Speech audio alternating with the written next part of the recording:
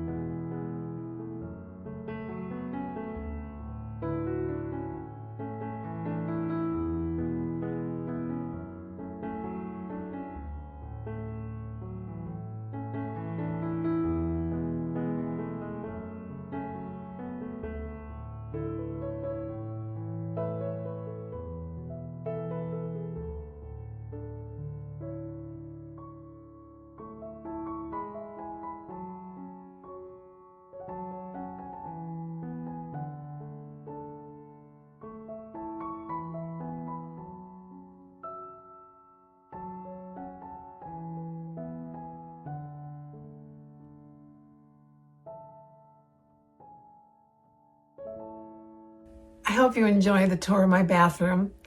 It's such a joy for me to be able to share it with you today, especially if you know the story behind it. And I'll tell you a little bit about it if you don't already know. I'm in a Bible study with a group of couples, and one of the gentlemen that's in my Bible study offered to come and help me renovate my master bath. He has a lot of experience in that area. And so we agreed that he would come over and help me. Well, he basically did the whole thing. I helped him by just being a little gopher and going for things and taking things out to his truck and picking things up and such.